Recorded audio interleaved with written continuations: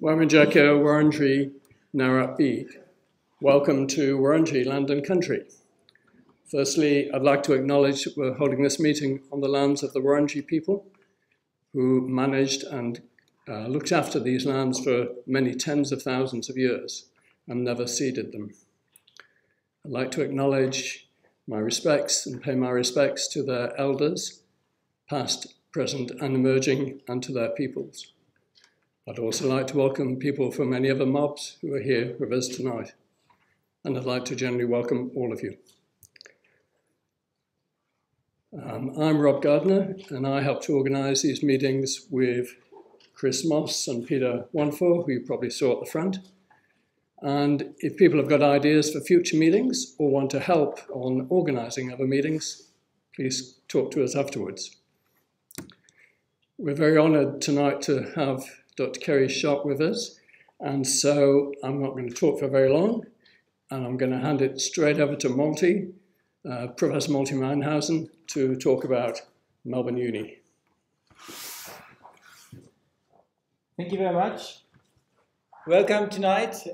It's our honour to have Kerry Schott here speaking to us tonight. I'm Malte Meinhausen. I'm the Director or Founding Director of the Climate and Energy College and the Co-Director of the Energy Transition Hub. We have a fantastic cohort of around 35 PhD students looking all into climate and energy transition is of our particular interest. Now, here in Australia, overseas is often seen as a fantastic policy laboratory. And just last October, we were with a delegation with AEMO and others to German ministries and transmission network operators, etc. And we discussed some of the Australian policies. Also, the retailer reliability obligation or the remnants of the NEC that were then still in play and are still in play. And funnily enough, we just got kind of blank looks like, yes, reliability, system stability, that's an issue that the whole system has to provide and all the parts have to play together. But here in Australia, one could cheekily ask a question whether putting that obligation on consumers to have a particular mix or even a centrally approved mix of different technologies is maybe going against some ideas and principles of the energy market. Again, in Germany, we seem to discuss along very different lines. And here in Australia, often it seems like, what are our particular reliability challenges? Yes, they are there, absolutely. They are also there if big coal power plants suddenly exit the market, or if we have an aging coal infrastructure that suddenly decides from one second to the next to disappear. So there are reliability challenges, and putting the onus on new entrants, etc., could be seen as a burden on the new entrants and maybe not speeding up the transition that we so urgently need to stay below 1.5 degrees or 2 degrees, and most importantly, to transform swiftly Australia into the energy superpower of the zero emissions world, where Australia has all the best prerequisites for being that more than any other developed country. So with these introductory remarks, we are very pleased to have your wisdom here tonight, and we are looking forward to an interesting evening on Australia's energy policies, current status, and the renewables and how they're doing in the market. And I hand over before to Helen. Thank you. Thank you. It's wonderful to be sharing this stage again with the University of Melbourne, and thank you very much for your support. And having been a regular participant at the various presentations that you put on at lunchtimes, generally they're always very gripping. I must say that I give a warning to Dr. Kerry Schott to be prepared for some tough questions. Oh, okay, yes, certainly. Okay. I can hear. If I stay here, is it about the location? It's on the desk. Brilliant. Okay. Here it is in front of me.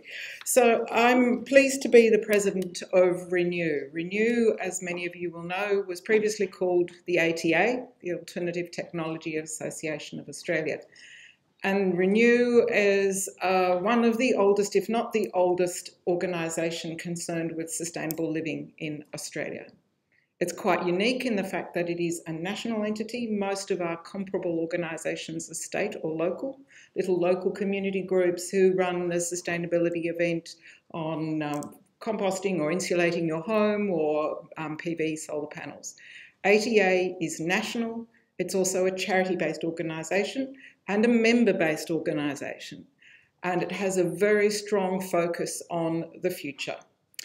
One of the benefits of being a member of RENU is that we have such a wealth of knowledge in our magazines, amongst our members in our branches. We have some 13 branches around the country, and of course, extensive magazines that are available as well. We have an advisory service which is available to our members, and we have at any one point in time about 6,000 to 7,000 households that are paid up members.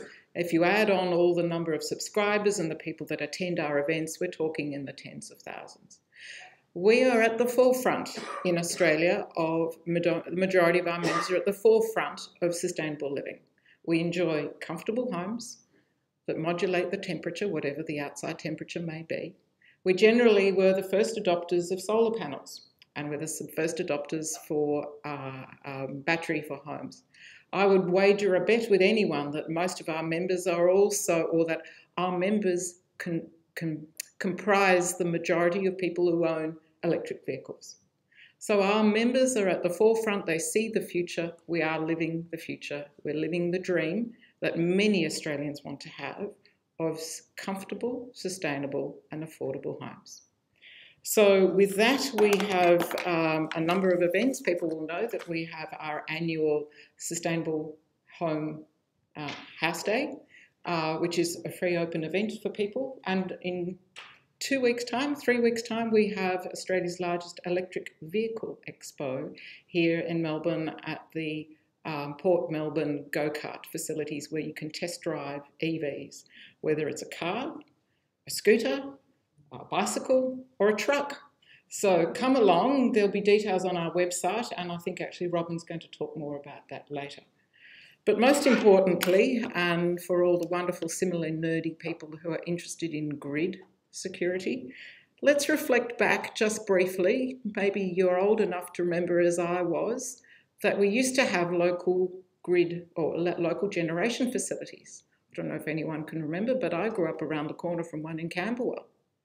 And indeed, the Moreland Energy Foundation was established out of the sale of local generation facility and energy company, and it was then later amalgamated into the SEC.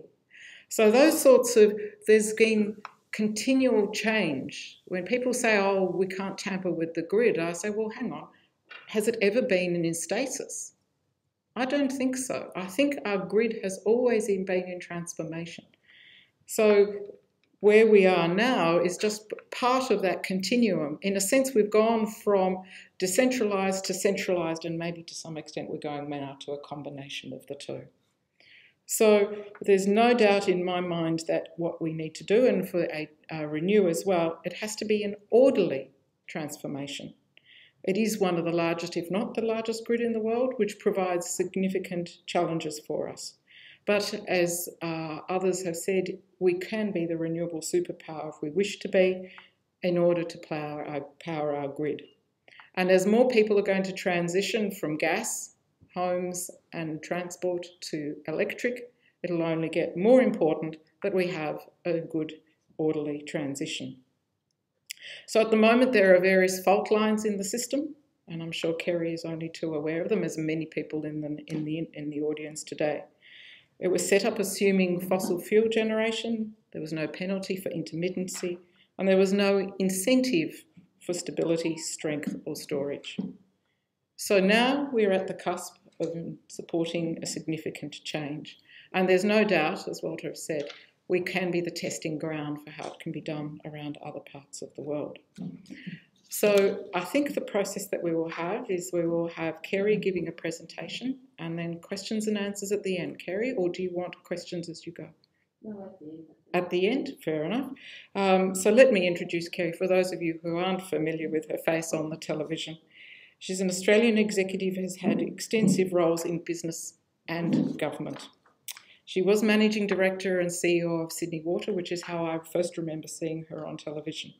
She's currently Chair of Moorebank Intermodal Company, Director of NBN, past member of Infrastructure Australia Board, and of course, as we know most recently, the Chair of the Australian Energy Security Board. I'm sure she's got lots of war stories that she could share, but today is nevertheless an important opportunity for us to see and share with her what she sees as some of the directions for us going forward. So without further ado, can we please welcome Kerry Schott.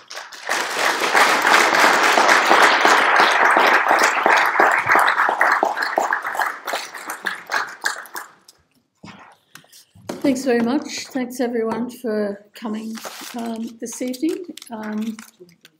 No, thank you for the invitation. It's a pleasure to be here.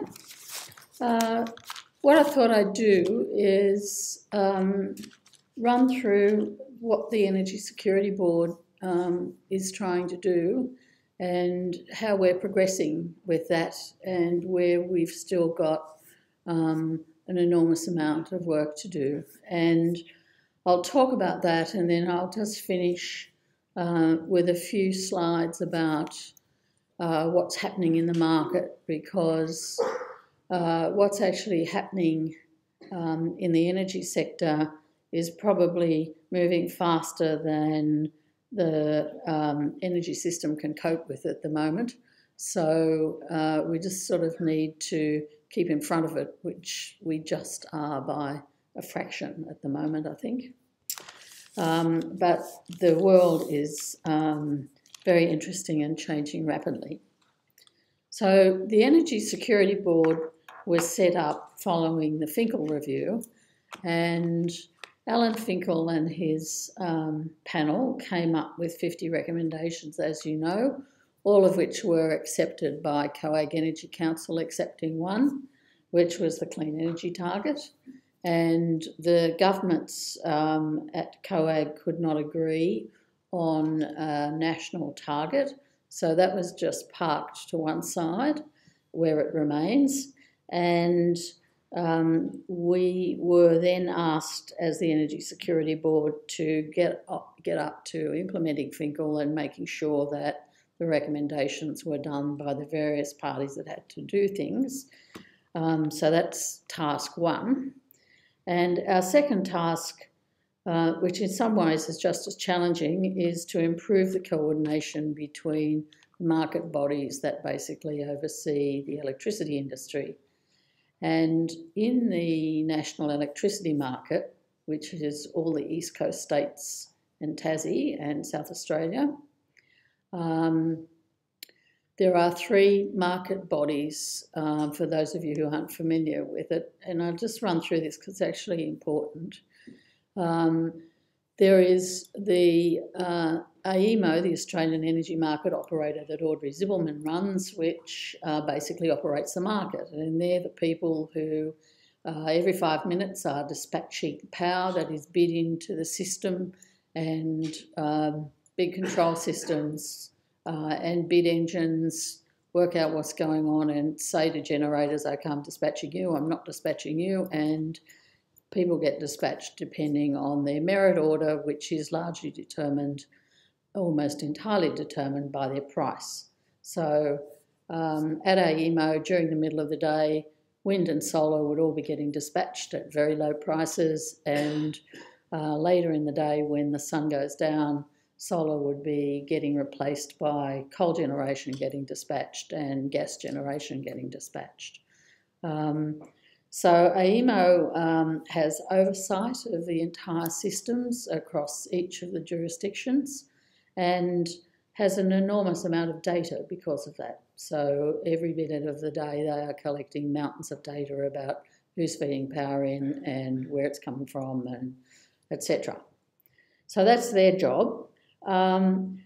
The Australian Energy Market Commission basically set the rules for the system. There are rules that the generators and the retailers and everybody have to abide by, and they change regularly, and at the moment are going through massive changes because of the changes in the energy system. And the AMC tends to get made up of a lot of, internally, a lot of very clever people who think very carefully about the way the system runs and basically look at the market design of it and is it working and what do we need to do to change it and so on. There has been criticism pre-Finkle and sort of during Finkle, I think, that they need to move a bit faster on these things than they had been doing, and they are now certainly doing that. And the other thing that they do, apart from setting the rules, is basically they're a sounding board for industry and consumers to say what they think about what's going on. So that's the AEMC. They work very closely with AEMO, who is also a voice in there saying this is what's happening and that's what's happening. And there's always a tension between the two because as an operator you always want things done yesterday and you want to recognise that you are about to have a nervous breakdown if it's not done yesterday, and etc. And the AEMC want to do things in a very process and methodical way and carefully and get it right. So it doesn't really matter who's running those organisations. The engine rooms of them work quite well together, but there's always that sort of time tension really between them. And the other market body is the Energy Regulator. And regulation in this sector is still really economic regulation, and it's still basically based on rate of return type economic regulation. And it's very interesting with more solar panels and more renewables coming into the system generally. The regulatory system does need to start moving along to catch up with the changes that are going on for reasons that I'll get into. So the regulator has a sort of keeping up job to do, and it's very interesting in Australia because in many ways we are leading the world in what's happening on the ground. So the regulator isn't really able to look over the fence too much at others to see what they're doing because they don't quite have the problems that we're tackling at the moment. So with Finkle, what Alan Finkle basically said, not surprisingly, was you need a plan, and what the plan should be is how we get from where we are in 2017 to where we'd like to be in 2030, which would be significantly lower emissions, and we want a system that's going to be reliable and secure and reasonably affordable for consumers, and also reward people if they're cutting back on demand or putting battery storage in and feeding back into the grid and so on. So it was pretty clear what the end goal was, not spelt out in great detail, but everyone was generally agreed about where we were going to go. And it raises issues then immediately of the trajectory of how you get there. And much debate will be had about that, I think, in coming 12 months and on. But what the Energy Security Board has been doing is implementing the recommendations of Finkle. And if you read our annual Health of the National Electricity Market, you'll see that we think we're sort of about halfway there with the implementation. But the halfway there with getting rule changes and things in place doesn't mean that it's necessarily happening on the ground. So I'll just run through where I think we're broadly at with security and reliability and, dare I mention, emissions reduction, and also governance that I mentioned. Now, on the security front, I think security is a pretty technical area, and I'm not an electrical engineer, but it is actually all about keeping the electricity system stable, and to do that you basically have to keep the frequency within a band, and you have to keep voltage within particular limits, and you need a certain amount of strength in the system so that if there's a disruption or a perturbation, the whole thing isn't going to start diverging and get out of kilter and basically trip the whole system off. So once you do trip the whole system off, as we've seen it in both South Australia and in New York and other places, it takes a long time to get it back up again, and it is best avoided. So on the reliability front, what Finkle recommended was that we get a market in place for what's called fast frequency response. So if there's an alteration in the frequency, we've got some way of quickly adjusting it. And that some way of quickly adjusting it is largely very large batteries. And batteries are very good because you can just push a button and they come on. And they come on within milliseconds, which then gives you half an hour or so to get other things fired up, like a gas plant or something. And it just gives you time to get balance back into the system. And there's now a very active market for fast frequency services, so that's good. The other thing that has happened is that the AEMC proposed a rule change and said that if we need system strength, we are going to make the transmission companies responsible for it. So you, AusNet and Transgrid and Powerlink and Tassie Hydro and others are now responsible for making sure that the system is resilient. Now, that was new for them. They'd never had to take that responsibility before, and they now have that responsibility. They've got to keep inertia, as it's called, at particular levels, and to do that they can go and get a contract with basically a coal-fired generator or a big gas plant, or they can put in synchronous condensers, which are kit that provide inertia. They're free to go and do whatever they like. That seems to be the most efficient, but they have to keep the strength at a particular level. And it is a real challenge for them to do that. If we take a step back, in the days when we had mainly coal-fired plants and a few gas plants around, the system was actually very strong in a system strength sense, because coal plants have and still do have large mechanical bits of kit that spin around, and it doesn't matter if a unit shuts down, that spinning just keeps going, and it keeps the system strong for quite a long time. So what the coal plants were providing as a byproduct that nobody was paying for and really not paying much attention to, frankly, was inertia in the system. And as the coal plants, as a proportion of what's going into the system, get considerably less, there's a big need for inertia. And it's a really important issue for wind and solar coming in, because solar in particular does not bring inertia, and wind can bring a little bit, but not that much. So what we're doing as we change the proportion of the generation in our system is increasing the need for various attributes around security. So we've now introduced measures where there are now markets effectively for inertia and frequency response. Frequency response seems to be working pretty well, and the transmission companies are just starting to get their act together around inertia.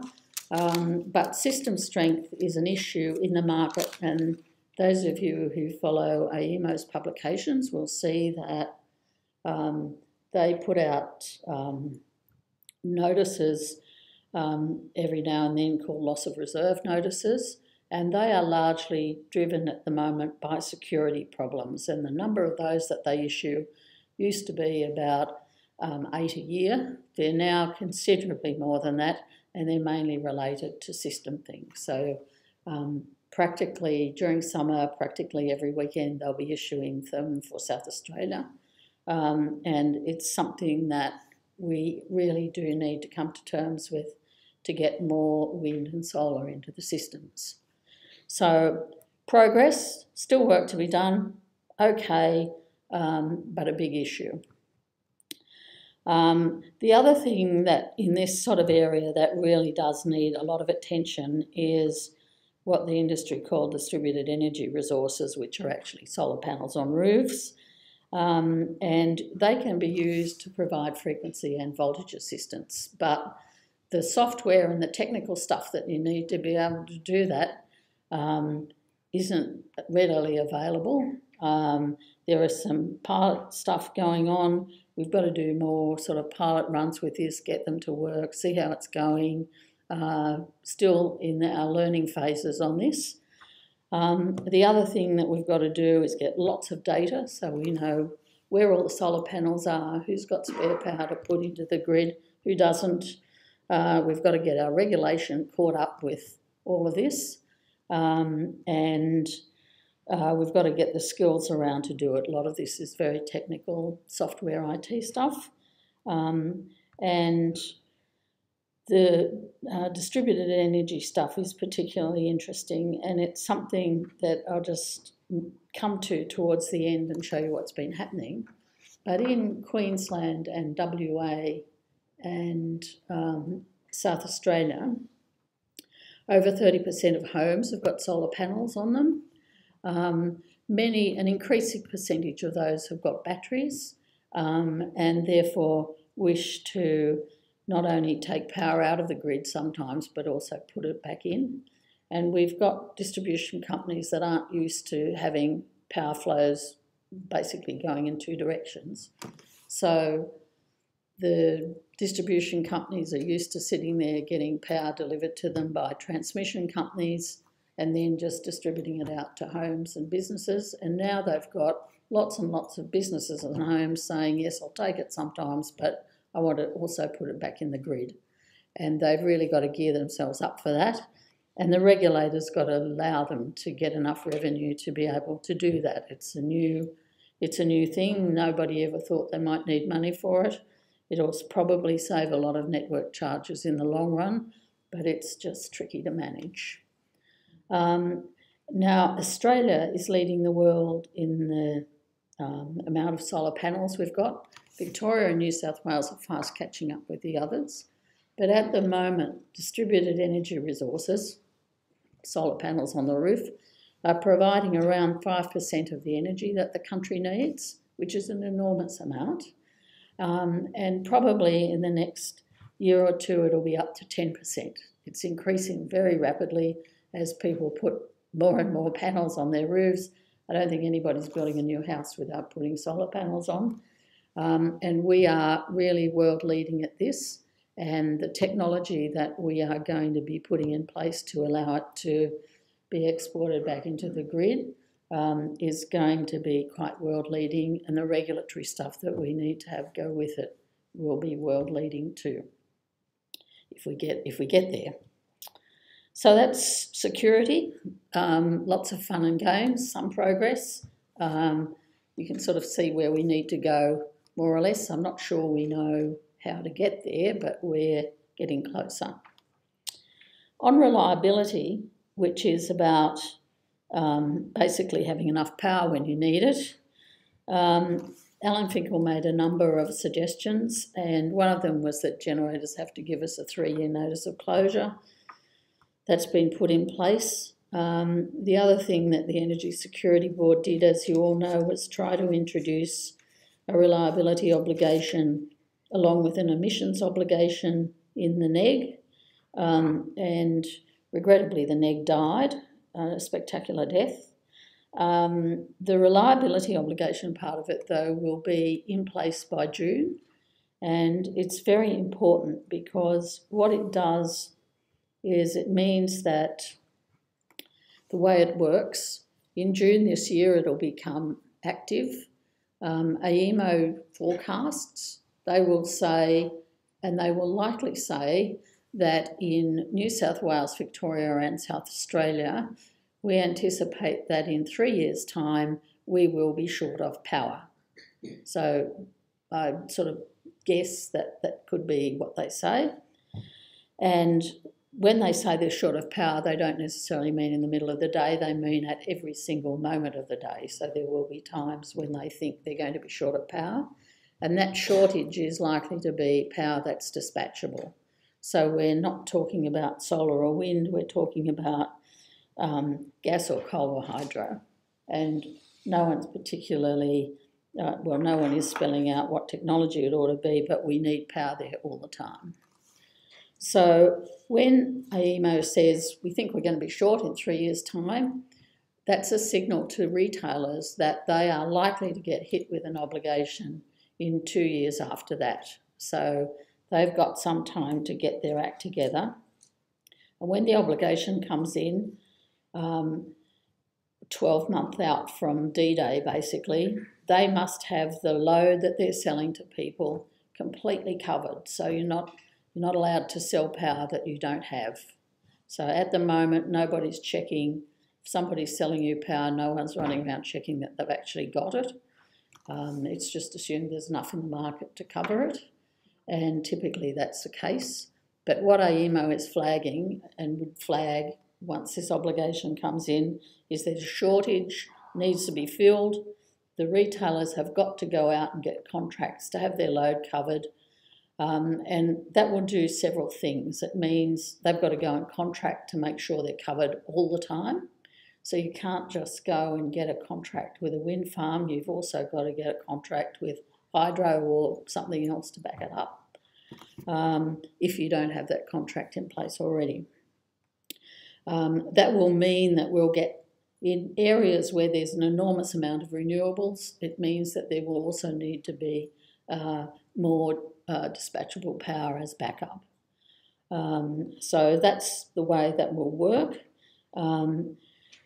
The emissions part of it, which the Commonwealth Government, as you know, took off the table, the rest of the COAG Energy Council were in favour of it, whatever the politics of their states, and that continues to be the case. And every time it comes up at COAG, it gets very robust discussion. And it will come back again, I'm sure, in some form or other, but it does depend on everybody at that table agreeing on some national target, which may be it may be something that is a minimum, like at a minimum we will meet our Paris commitments as defined for the electricity industry somehow, or who knows what it would be, but it will be something that across the whole industry you know that there's some minimum that you have to meet. Now on top of that, the states all have their own renewable energy targets, most of which are much more aspirational than the implied Paris target is. And if your target is more aspirational and is actually being delivered, then your reliability obligation is going to be tighter because you'll need more dispatchable. So it'll all work itself out in the wash, but we're all anxiously waiting for the emissions target to get resurrected. I'm reasonably optimistic that it will be, or something like it will be, because we can't just go on with this uncertainty that's around the place for too much longer. The other thing that's happened with reliability is that the operator is having difficulty in keeping the system together for power because all the coal plants are getting older, and so they need more maintenance, and so they break down more often, as happened in Victoria quite recently, when you lost a couple of big plants quite unexpectedly. And when that happens, the operator really needs to have a strategic reserve to hand that they can call up. And there's recently been a rule put through to allow that strategic reserve to be put in place sort of within 12 months earlier than it used to be the case. And that gives AEMO a bit more comfort, I think, that they've got some reserves they can call on, and they have an option about who wants to be part of the strategic reserve. But if you're in that and you're playing that game, you can't also be providing power to somebody. You've got to be there when the operator suddenly says, hey, I really need you because Loy Yang's just fallen over. So we are sort of managing that okay, I think, and I think the reliability matters aren't too bad. I'm more worried about, and I think it's fair to say that the Energy Security Board would probably be more anxious about the security matters than reliability, because with the reliability obligation, even without emissions obligation, we've got some extra tools in place to help handle it. So the other issue that Finkle looked at was around the system plan, and this is interesting because the grid that we've got, that Anne was just talking about, is very old, and it was put there to basically take large amounts of power from the Latrobe and Hunter Valleys to the cities. And it's served us well, but we are now in a world where the power is not just coming from the Hunter and the Latrobe, it's coming from roofs all over the place, but it's also coming from large-scale wind and solar in different geographies. So what we need to do is change the grid. So it's not the old grid, it's a different pattern. We also need to make sure that the grid is going to places which are good for renewable energy. So AEMO has identified in a plan where there are good renewable energy zones. We need to make sure we've got good grid connections into that. And we need to also make sure that we've got more interconnections between the states. At the moment, the links are very thin and get very constrained. And we've got a system where if the wind, there's a lot of climate study going into this, if the wind's blowing in South Australia and northwest Victoria, it tends not to be blowing in northern tablelands in New South Wales and vice versa. And if you're sitting in the AEMO control room, you'll see that if the wind's not getting dispatched in South Australia because it's not blowing, the windmills in around Glen Innes and Armidale will be going flat out and vice versa. So you need connections to be able to take wind from places where it's available and cover places where it's not. The wind pattern in Tassie is a bit different too, so we need to be able to play that sort of game. And each state has a different time zone, as we know, so that's helpful. South Australia's a little later, and Queensland still have their own time zone up there, but those different time zones are quite helpful in managing spreading peaks out. So the grid needs to be changed to allow us to move renewable energy around that works better, and also to give the operator a bit more flexibility. And in the integrated system plan that came out last July, there are various priority projects that were recognised, and there were 4 of them. Upgrade the interconnect between New South Wales and Queensland, upgrade it between New South Wales and Victoria, upgrade the connections into northwest Victoria where there's an enormous amount of renewables going in and not enough connections, and put synchronous condensers into South Australia to get more inertia into the South Australian system. Those 4 projects are all being monitored like hawks by the Energy Security Board, and if they run late or fall behind, all manner of evil will descend upon the companies involved. We are streamlining the regulatory process to get that done very smoothly and quickly. The states are working very hard to make sure that the planning approvals don't get held up unnecessarily. We're also working very hard to ensure that the companies can make equipment orders early and we don't end up having to sit around for 6 months for a regulatory approval before equipment's ordered. So all things are being done to try and get these things in place by 2022. And 2022 is a bit of a magic date in New South Wales because that's the date that Liddell disappears from the system. And the other project that a lot of attention is being paid to is the South Australia-New South Wales interconnect. And at the moment, South Australia is linked into the system through a Victorian interconnect, which probably should be upgraded at some point. But before that, the interconnect into New South Wales needs to be made, and it's not a huge job, and that would give more flexibility in allowing South Australia to export their wind into New South Wales, and for New South Wales to basically provide a bit of dispatchable backup to them.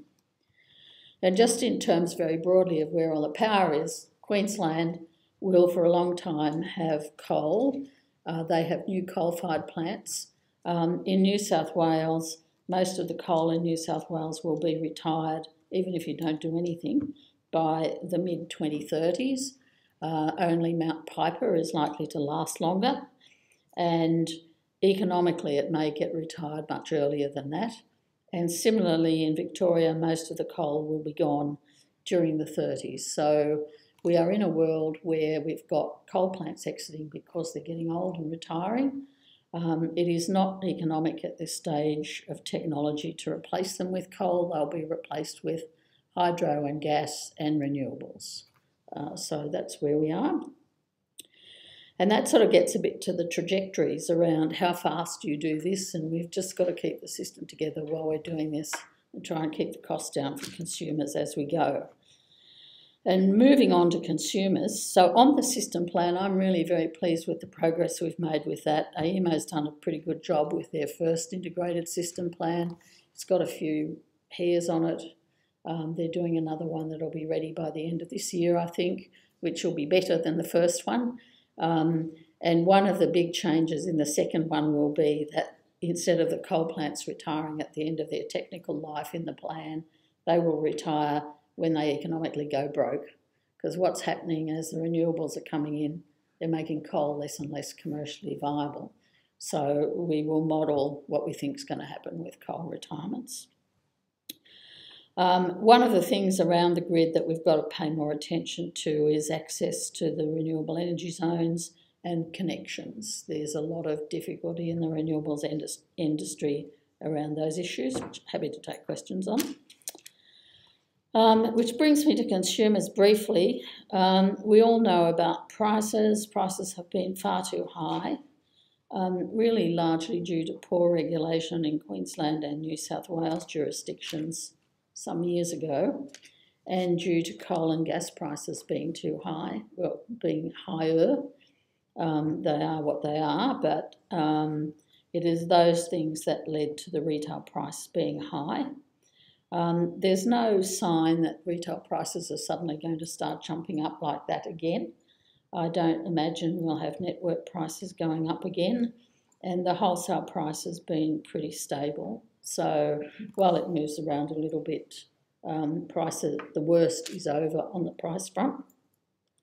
What we do need to do more about on the energy front is energy efficiency and more productivity in homes and businesses, and that's sort of starting to happen, but I think we can do a lot more, and we can also do a lot more in setting up things where if people want to engage in demand response, they get rewarded for it.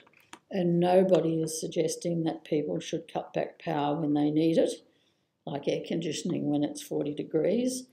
But, for example, there are aggregators who are aggregating pool pumps in Sydney, and this sounds ridiculous, but it's actually very helpful. So on a 40-degree day when power is really needed, they will turn all those pool pumps off between sort of noon and 5 o'clock in the evening, and who cares whether their pool pump's on or off at that time as long as it's on later and the pool's okay.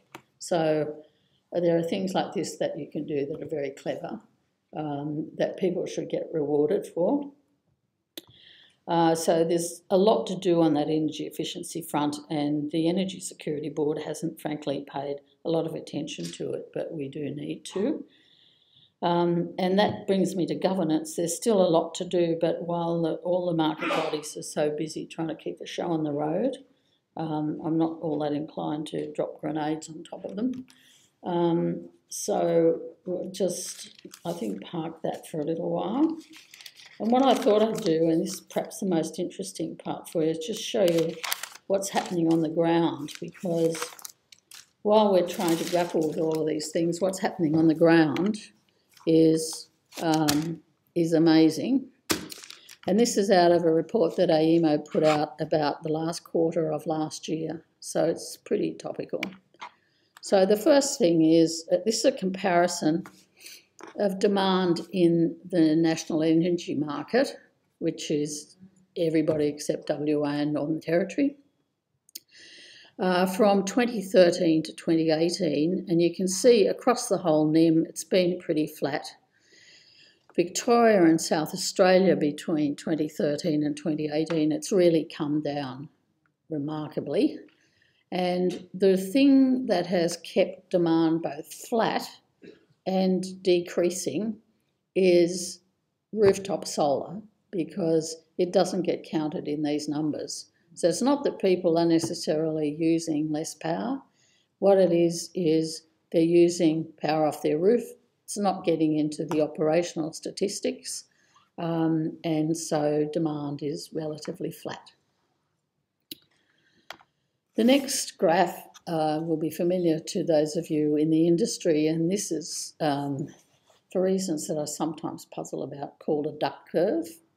But this is South Australia in the last quarter, last year, and this is the daily operational demand, and that blue line shows you that at round lunchtime in South Australia, the demand was hardly anything, sort of 600 megawatts. And normally, it was like in 2010, that blue line up the top, it was about 1,600 megawatts. Now, the reason that demand in South Australia in the middle of the day is 2/10 of nothing now is their renewable energy. So you can see that renewable energy, particularly their solar and wind, sort of coming on at about 7 in the morning, really sort of hitting their straps in the middle of the day, and then tends to go off round about 4 in the afternoon, and then you sort of start getting back up into higher demand levels. Having a system that behaves like that with such low demand is very hard to keep stable. So that's why I was talking about stability early on. South Australia is very interesting because South Australia is running with 50% renewables. There is no other jurisdiction, with the possible exception of Denmark, who is running with more in the world. So 50%, this is actually sort of in the system, not built and not doing anything. This is actually in the system. And 50% of wind and solar. So renewables that don't bring, not hydro that brings synchronous power with it. So 50% wind and solar, very good, difficult to manage. Interconnectors will make it easier because we can spread it around a bit. But you can see that drop in demand in the middle of the day and how dramatic the change has been since 2010, which is that top dotted line, down to 2018, October. And that, you know, that's a pattern now. Just in terms of the amount of renewables in each state, Tassie is running some days on 100% renewables, but they're blessed, as you know, with hydro. So they're running wind and hydro, basically. Their aim is to be 100% all the time. Definitely achievable if you've got hydro, because that brings you system strength and the things you need. New South Wales and Victoria and Queensland. Victoria and Queensland have aspirational targets to get up around 45-50%.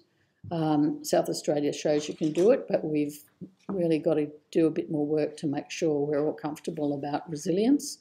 New South Wales, while they're not banging on about it, are actually putting renewables in at a very fast rate and are pretty much keeping pace with things on the ground, as in Victoria and Queensland. So the other thing I thought you'd be interested in is what's happening with wind and solar in between last year and this year. This is just 12 months worth of solar and wind, and it really is truly phenomenal what has happened. There's been, year-on-year 26% growth in renewables. So the large-scale solar on the left, all these graphs incidentally come out of an AEMO report that you can find, but big increase in large-scale solar, large increase in small-scale solar, and you can see there that it's across all jurisdictions. The only place that's not sort of going gangbusters on the small-scale solar is Tassie, probably for obvious reasons. And then huge increase in wind, but it's really the large-scale solar and small-scale solar that's been driving it last year, not necessarily every year. But we are really powering ahead on the renewables front. And this is a chart that AEMO put together about what happened in Q4 2017 on the left and Q4 2018, and you can see there the contribution of rooftop solar, which is the dark part of the supply chart. And you'll see in the middle of the day, lunchtime, it is really pouring power into the use, and actually that power, that NEM power, is going into the grid through batteries. So we're making big headways there, and it's making a huge contribution along with the utility scale renewables that are going in PV. So, and finally, what's happening with emissions? The red line there is emissions intensity, and as you can see, since 2010, it's been coming down reasonably, at a reasonable gradient, I suppose. And the volume of emissions that we're actually putting up there has been coming off. That is without, what's driving that is several things. Coal-fired generation ageing and retiring. There's been lots of retirements and they will continue. The other thing that's driving it is the entrance of wind and solar. The entrance of more hydro, if Snowy 2 is approved and goes ahead, that will provide more dispatchable power and allow more renewables into the system, but also, of course, bring emissions down. By the time we're looking at this chart in about 5 years' time and 10 years' time, it will be quite radically on the downward slope. So while I don't think any of us are necessarily thrilled with what the country has been doing on the emissions front, I just wanted to leave you with this chart to say, you know, it's not spectacular, but it's headed in the right direction. But what is spectacular is what is actually happening in the field with large-scale wind and solar, and particularly rooftop solar, which we have to work out how to use properly within our system. And it's tricky, and no one else in the world has got this problem. If it is a problem, well, it is a problem, but it's a nice problem to have, I suppose. And I thought I'd finish there, and if anyone has any questions, I'm very happy to take them.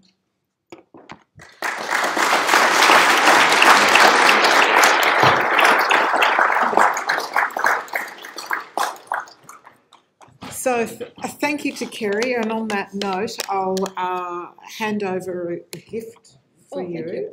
You may not have expected this, but it's how appropriate. It's a little solar looky light that you can take anywhere with you. Good. Totally user-friendly, and how apt.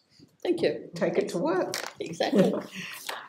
And you. Also some magazines from the organisation. Thank you so much. Thank you.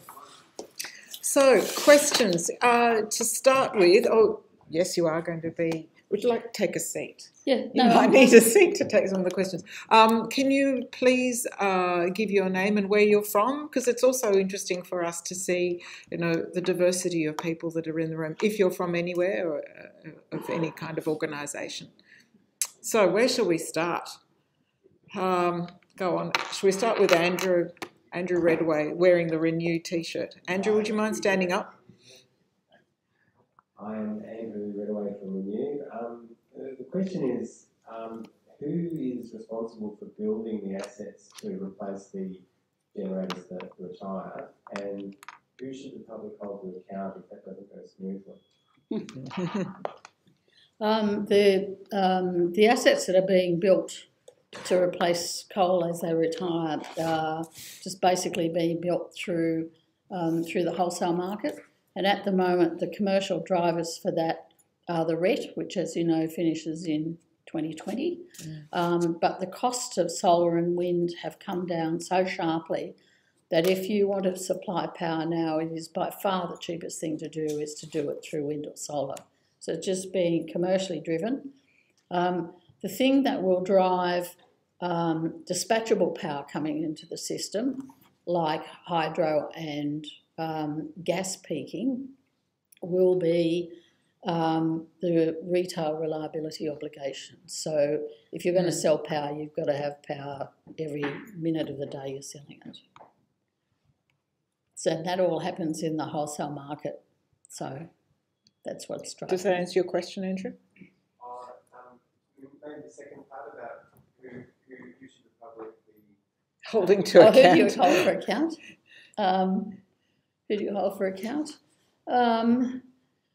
I think you hold the whole industry to account, actually, if that doesn't work. And one of the for the economists in the room, one of the key questions around this, I think, around the market design is that we do have a very well-functioning electricity market for energy that worked very well, up until about 5 years ago. But with so much renewables coming in that are just coming in out of the market, so because of the RET or because of power purchasing agreements or something else, they're not coming in the same way that by NEM market-driven things, and that is distorting the market a bit. And whether it's distorting it enough to blow the whole thing up or not is a matter for debate. There are people on both sides of the fence, and I think the retail reliability obligation will see chickens coming home to roost on that fairly quickly. So ask me in 18 months' time. Come back here in 18 months' time. The gentleman behind you. I come from a Marxist socialist stream. Sorry, your name and where might Morris Alexander. Thank you. I'm a member of the Melbourne School of Continental Philosophy. In our philosophy studies, we've come to the conclusion that there's a huge problem in the world with the market being used. And what I hear from you is that Australia currently is relying entirely on market mechanisms worked by, so all the bodies that you're talking about, as I understand it, correct me if I'm wrong, are effectively separate private companies, that sort of thing, whose one object is profit, one of their objects. The problem we see is that where you've got this in the supply of an entire country, where all the members of the country are dependent on that particular part of their life ability, i.e. we're all dependent on energy, where you leave that with markets, the problem is that there's huge problems because the markets don't really care about doing things for the general good. They're more inclined to do things only where it suits their profit motives. So my question to you is, don't you think that we should change the whole system, get a government with huge money like even something similar to the NBN, where the capital money is coming from the government or governments, so that all these things can be done with capital that doesn't have to be dependent on a profit-making organisation? The fact that the fact that electricity is an essential service is a very important point, and it would be wrong if you left thinking that it was just all about the market, because there's an enormous amount of planning and government intervention in electricity. And the integrated system plan and the grid that I was just talking about is all about a planning mechanism and what is going to get done under that. Some by government companies and some by privately owned companies will be in line with that plan. But the other thing to bear in mind is that Snowy and Snowy 2 is going to be is a government-owned company, and it will do as the Commonwealth Government effectively allows it to do. And the transmission networks that will be needed to go with Snowy 2 will probably need some government support as well. So it really is a mixed. It's a mixed situation. It's not. There is a market there. It works okay, I think, for what it does. And in answer to the earlier question, I said we'll see whether it works well or not. There's a couple of views about whether it's working properly or not. But don't think for a moment that there's not a lot of planning and government intervention. And state governments are setting renewable targets, and that's driving an enormous amount of change. There's a question up the back. Thanks, Robin. Yeah, hello. My name's Phil. I'm from the Transition South Island, which is in Geelong. I'm not sure if your microphone's working. We could hear you though, Phil. Yes, yes. The acoustics are actually pretty good in here. My name's Phil. I'm from the Transition South Island in Geelong. Is that fair? Yeah. Okay. Thanks for the presentation, Kerry. Very interesting. I wonder if, as much as we all want cheap energy, I wonder if energy is actually already too cheap. We've already burned through the highly concentrated forms of energy, oil, coal and gas, and now we have a situation where renewables only look cheap against the once cheap fossil fuels. As we try and drive down the price of energy, investors head for the exits. But we have the problem that we have an economic system that needs cheap energy for businesses to operate profitably. But energy costs are increasing year on year. The cheap energy in Bass Strait, gas is depleting 18% year on year. And that was our one-off endowment of cheap energy for Victoria, and it's gone. So how do we navigate this situation? Are we in a situation where we have permanently expensive energy? And that's really my question.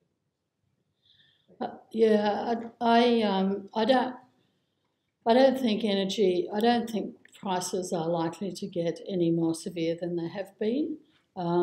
But the equilibrium, if you like, is going to be made up of a large mixture of wind and solar, which are very low in price, effectively free apart from the cost of building the plants, and that's falling.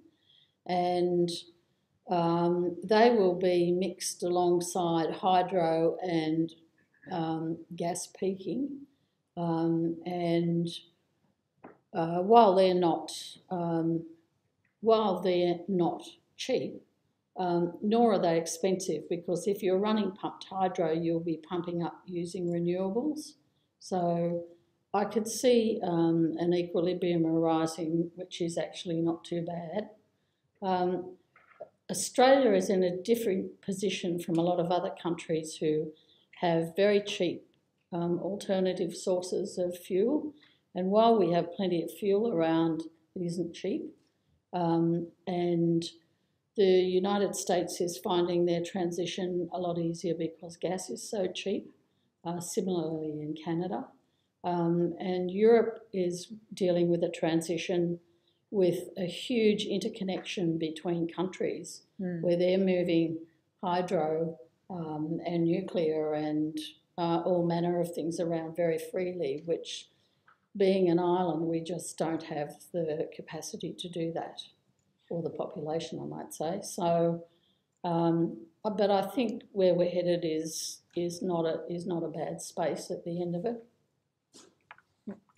There's a question down the front. Can people put up their hands again, and I'll see. And batteries are coming down in price too, and that technology is 4, 5. improving. Great. Thank you. My name is Peter Zagorski. I come to the energy system with a lens of climate and weather. Naturally, my question about economics, though. So, I understand that the rules are written so that generators can't be priced for exporting. So there's a connection fee between the generator and the transmission operators. There might be a connection fee, but as I understand it, there's not a fee for export. And I'm wondering, I don't understand the economics, why might that be, and could that change? I don't think that's right. I think there are rules around gas exports, but not around, for example, if you wanted to generate hydrogen through a lot of renewables, go for your life. I don't think so. And maybe I mean, if I know for a fact for distribution, I understand, I haven't read the rules for transmission, but my understanding was that there's no clear rule that maybe there should be. Maybe that would help. Sorry, do you mean export like a gas out of the country, or do you mean gas or power into the grid? So I've got a wind farm generating out in Western Victoria or whatever, and it needs to connect to the grid somehow. Yeah. Someone's got to pay for that. Yeah. At the moment, there's a grid team that does it. Well, at the moment, consumers pay for it after a period of time, and but the generator doesn't pay for it. Why is that? Well, that just happens to be the rule at the moment, and for it's worked quite well in the past in that generators have connected to the grid for nothing effectively, and consumers have picked up the tab because it's more power coming in. With the renewable energy zones and the connection requirements there, we are actually looking at the access arrangements and the connection fees again, because one of the things that's been happening with so much renewables coming in, often from similar geographies, the loss factors are interfering with each other. So people's marginal loss factors, they thought they were sort of 40% and they're now 40% lower than that. So we are looking at that, and we are also looking at how to appropriately charge for those connection fees. So it's on the work plan. Oh, there's more hands going up. You didn't have that question is yes, up the back. We might have to. Hi, my name's Copland. I'm from Northern Rose Flora, Northland. My question is there a risk that an overemphasis on reliability will lead to gold plating and overinvestment in infrastructure? And if so, how can it be that the cost of this isn't passed on to consumers? The risk of overinvestment in reliability would mean you end up with more dispatchable power effectively than you need. I don't think, because most of that is happening through the market rather than through government direction. I think the chances of cost blowout on that front are probably relatively low. There is always a risk that we will get planning wrong and have a cost blowout on changes to the grid and do things in the wrong places or too early. And everybody's very conscious of that. I'm sure we'll make mistakes, but you need to try and make sure that if you do, they're as minimum as possible. And one of the reasons why the rule setting is with the AEMC and not with the operator is to try and avoid that, because if you, the operator would hate me saying this and would say it's not true, but if you left the decision to the operator, for example, about how much strategic reserve they need, they would choose more than what consumers would probably feel like they should pay for. Question. Right, about the man in the middle with the white striped shirt. I've got a few women asking questions too. Oh, good. Excellent. The ESB run by women, AEMA run by women, AEMA run by women. Oh, yeah, maybe afterwards, Robin. Yes, first, the man in front first. Yes, keep going, keep going. I'm Max, I'm visiting from the United States. Welcome. My question is, Australia has some of the biggest reserves of thorium in the world. What barriers lie in place for Australia exporting this material and capitalising on nuclear energy? Australia is a major exporter of uranium to countries that are politically sort of approved. So we try not to export it to people who are going to make bombs and drop them on other people. So you have to have signed various atomic agreements to be able to receive uranium shipments. Australia internally has politically made a decision that they don't want to go nuclear, and that was something that's been decided a number of times a long time ago, and I don't think anybody's got the appetite to revisit it. The other thing about the economics of nuclear has changed, and you may know more about this than I do, but the reason why it was not particularly pushed was that nuclear plants tend to be a very large scale, and if you're somewhere like France or the United States, it makes sense. But when you're a country like Australia with a population that's so much smaller and spread around the place, it really was pretty hard to make them commercially stack up. So they were never really politically acceptable, and because of the economics, I think the industry never really pushed it that hard. There are still people that correspond with me saying that we should be looking at nuclear. It doesn't go away, but... Robin, the gentleman, yes. Derek Ryan from Geelong. Look, with this very small population we have in Australia and this massive, bigger than anywhere else in the world, renewable energy resource, can you see us being a major export of energy in the near future?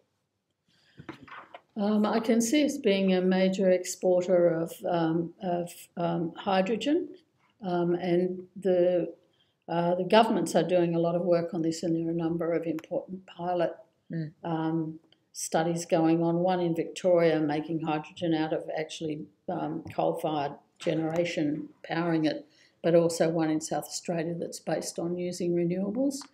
And those pilots are being used to try and work out whether we can get this to be commercial or not. And there's a lot of, the Japanese have Olympic Games coming up in 2020, which they want to be the Hydrogen Olympics, and they're, of all things, and they're spending a lot of money in various joint arrangements with Australia on this matter. So that's one way, but yes, definitely we can be.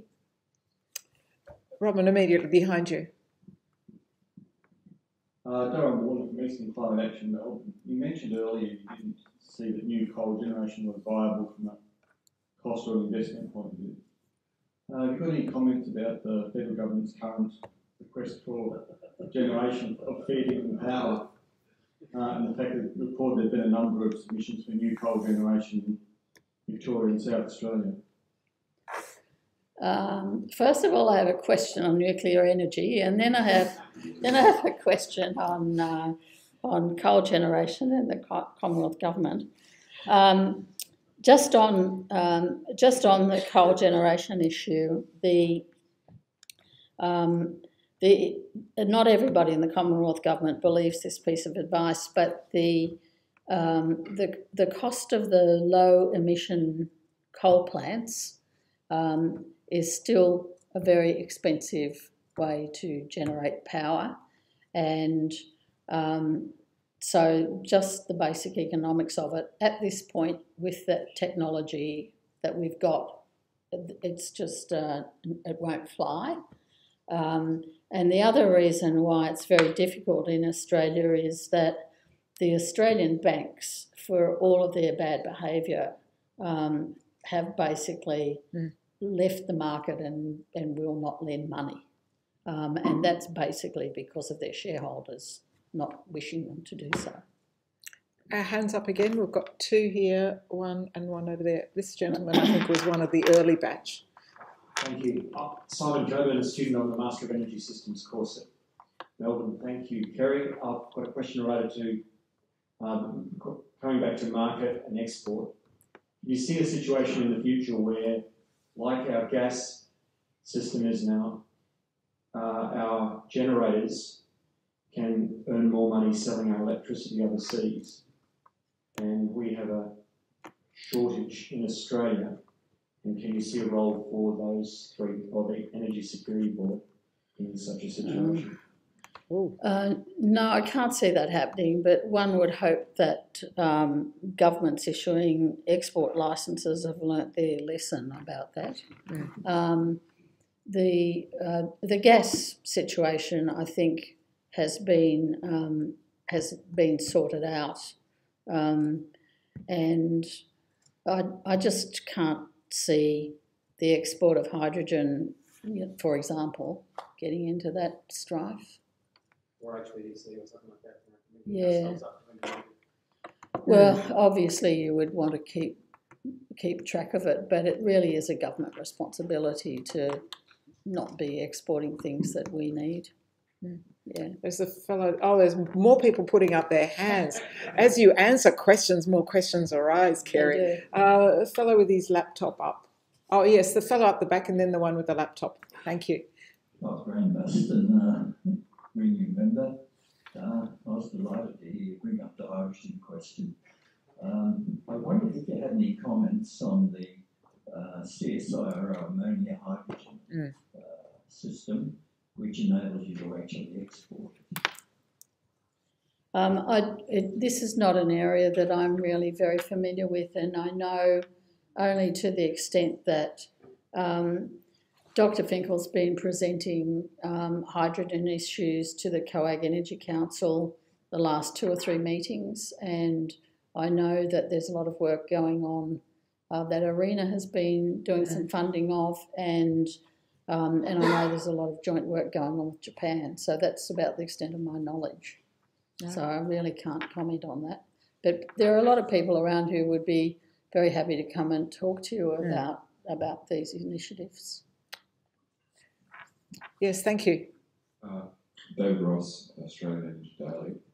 I'm keen to get your thoughts on the trend towards renationalisation of state-owned power orgs. There's a proposal out of New South Wales Labor recently. Do you think those will affect the investment landscape? Well, I honestly don't know. It's I'm not sure that it would achieve anything at this point. It gets back a bit to the question about you need to have a view about how you want government to intervene and how much of their intervention do you want.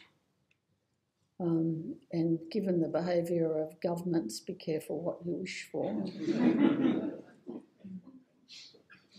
But no, I don't really have a view on it.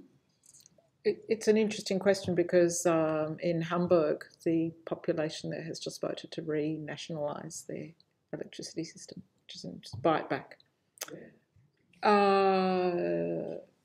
Gentleman here and here.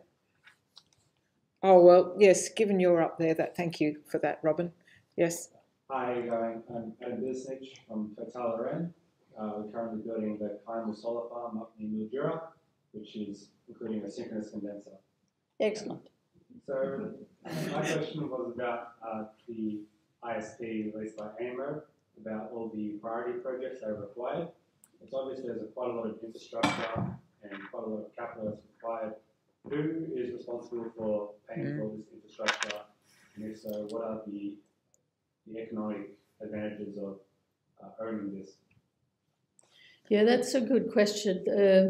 The modelling that AEMO did was quite a complex planning exercise of optimisation, but we have followed it up with some modelling of pricing because we didn't want things happening that was going to send prices in the wrong direction. The 4 priority projects that I mentioned are all relatively small scale, so they're hundreds of millions, not billions, and in a couple of cases they're less than 100 million. So they will be paid for by the transmission companies, and the cost of that will be picked up from through consumer bills over the course of many years. But the impact on prices of those priority projects, and in fact of integrating the system plan, is to send prices everywhere down, with the exception of Queensland, where prices go up a little bit, but generator returns go up a lot. And if you think about it, it makes sense because transporting power from New South Wales into South Australia causes South Australian bills to fall considerably. New South Wales has got a big population, and the cost is spread across a lot of people, and frankly they won't notice. But they benefit from power being exported from Queensland, and the export of power from Queensland is cheaper than, for example, power from Liddell. So these things have very positive effects, and the Victorian-New South Wales interconnector has similar price effects, because what happens with the interconnects is power gets moved to where it's most expensive, so it actually levels everything out. And the reason why in Queensland the prices tend to go up a little bit, and I stress a little bit, is that the Queenslanders are largely exporting into the rest of the NEM through New South Wales, but it'll go everywhere. And their generators are therefore making more money. But interestingly, the Queensland government has a policy of distributing the profits of, to go back to Marxist theory, the profits of the generators to consumers, so the consumers will get a benefit through that redistribution. So the modelling that we've done is quite supportive of it, and I know AEMO have got somebody to do some more pricing modelling, so it'll get refined as we go along. But I think we've got a question here, and then we might one more there. This gentleman here has had his hand up for quite some time, so please go, sir. Yeah, my name is Stuart Rora, private individual. The Tesla battery in South Australia, I believe, has been quite a commercial success. Yep. Why aren't private companies falling over themselves to reproduce that and build batteries all over the country, particularly to stabilise solar and wind? It is starting to happen, and there are some battery banks sort of on the planning drawing boards.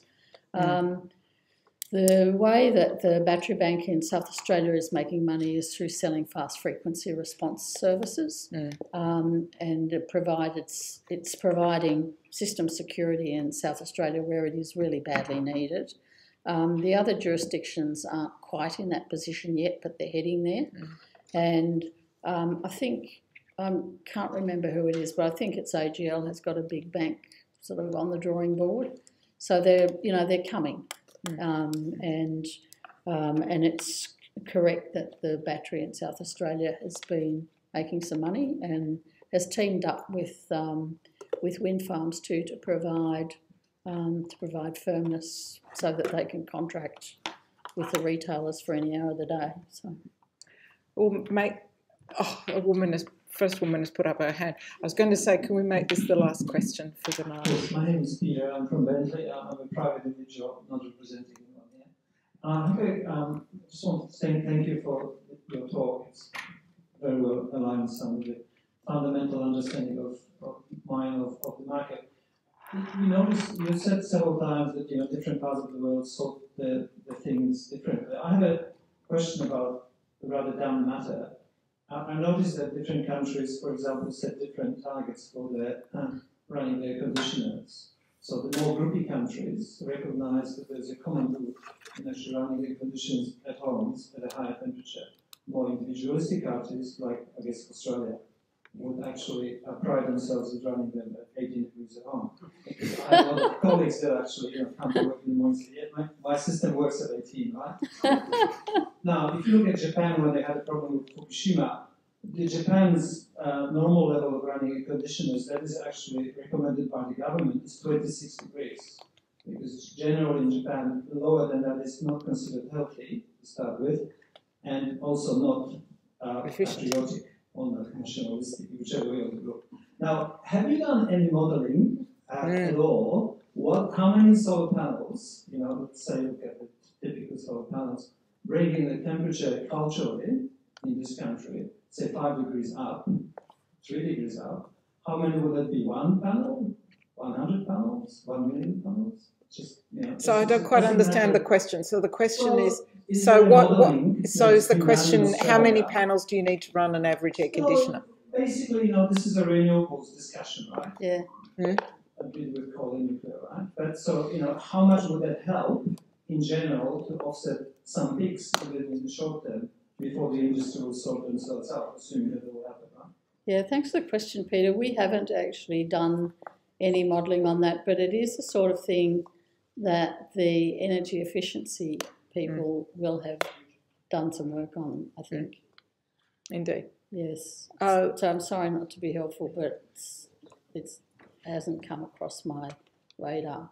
I can tell you that we have just installed our first aircon because we recognise it's just going to get hotter from here on, and we run it solely on our solar PV on hot days for a short period of time to bring the house down to 22.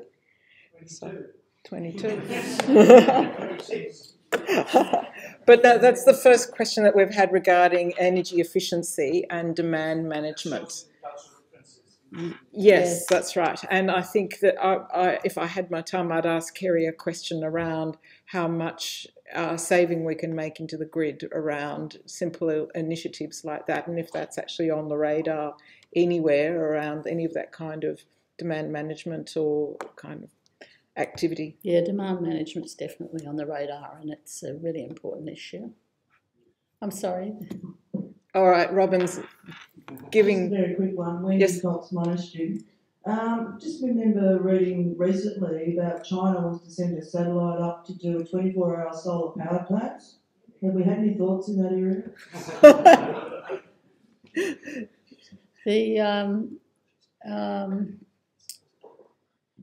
No, but most satellites actually have solar panels on them that power them to stay in the appropriate positions they're in, strangely. Just to send power back to Earth. Yes, yes. No, I don't know about that. Anyway. We've got enough sun here. Can you imagine sending something that kind of distance?